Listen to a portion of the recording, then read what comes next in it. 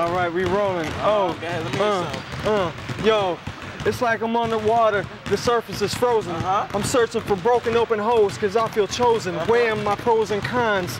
I know the road is narrow, but I'm being chased with chariots of Pharaoh. I know I could sink, but I got faith and I got vision. I know the storms will come. I can't let them shake my mission. I'm on purpose. I'm on point to the T. I read the Bible. I might be going west like Fiverr with the crossover dribble. It ain't nothing simple. Step to the king. I might bust you like a pimple. I hope you got dimples because you're smiling while I'm freestyle flowing. And you know you're getting excited because I'm going, holding it down. Nobody's seeing. Hey, no more. No more, baby. I got more. That's more king in the building. What? In the building. Poppin's College, bro. No more. 2008, 2009, man. Represent, man. All day. Next year, unfinished business. Unfinished. Welcome into the third quarter of the Coach Kevin Keithley Show. I'm your host, Derek Forrest. I'm joined now by player/manager of the East Kentucky Miners, Mark King. Nice to have you in. Thanks for coming in. How you doing today? I'm wonderful. Nice to be here. Thanks for having me. All right. Now, the reason why we have you on the show is a little interesting backstory on you. We actually just came out of the commercial break, and we saw you doing a little freestyle with you and some of the Miners. Just you know, let's talk about that real quick. Where did that come from? When did you start freestyling? Well, I grew up just outside of Detroit in Inkster, Michigan, and you know, basically, you know, urban music, hip hop music was predominant. Playing basketball, of course. You know, we all loved hip hop, so you know, riding around in cars or whatever, hanging out. Just something you just pick up on. You got to know how to freestyle in Detroit. So if you don't, you're not going to fit in very well. So. It's that 8 Mile atmosphere down there in Detroit, apparently.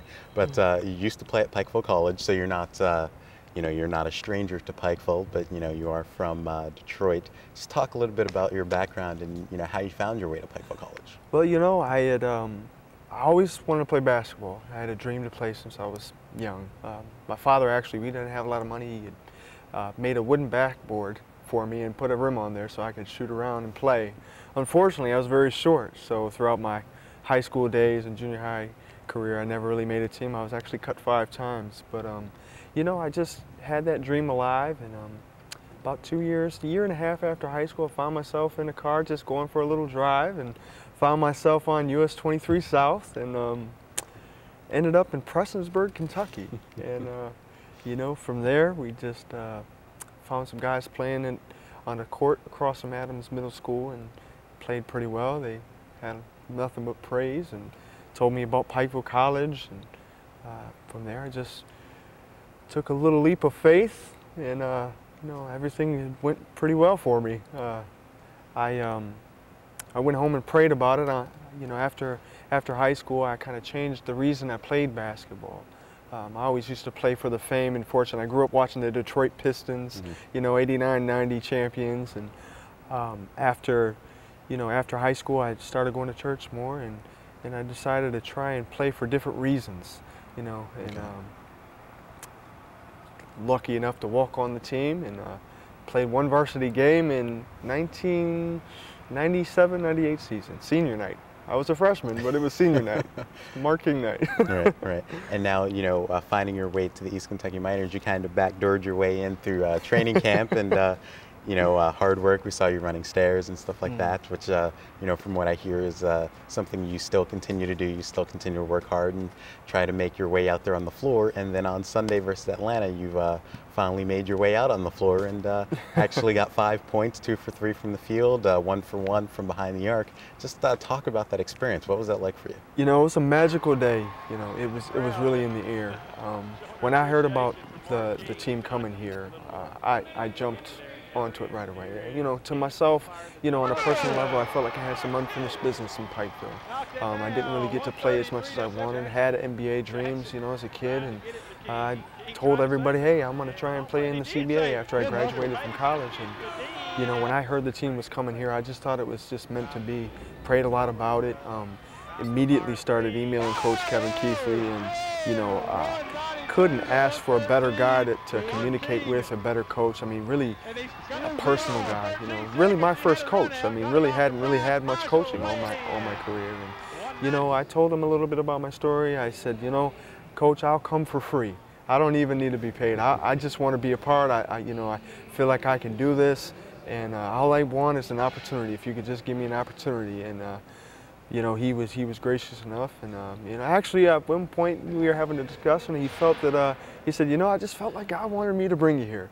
And you know, that's what I'm all about. I'm all about, you know, just trusting in God and just, you know, he seems to just be putting me in the right places at the right times lately, and I've been able to work extremely hard. You know, a couple black eyes in training camp, free agent camp, and training camp, and running these stairs over here on a daily basis, sometimes twice a day. Right. But it all paid off in the end. Couldn't ask for a better night than last night too. And also to talk about your desire and your dedication to play basketball.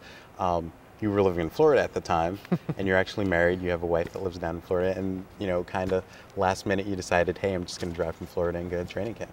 Well, my wife is, you know, I tell everybody I'm obviously biased, but my wife's the best woman in the world. She's very supportive.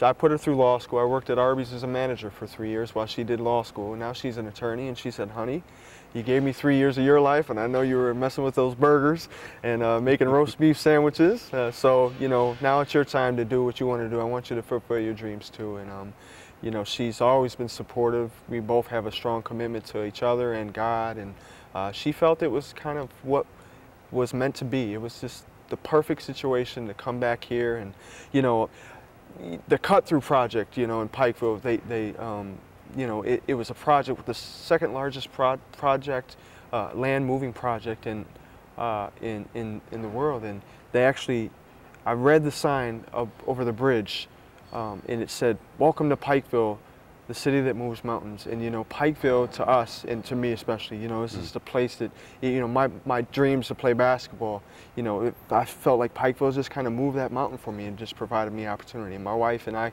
you know, graduating from here, it was great to come back. And she was actually able to, by coincidence, be here for the game last night, and got to witness it firsthand. So it was a beautiful night. Couldn't ask for a better day.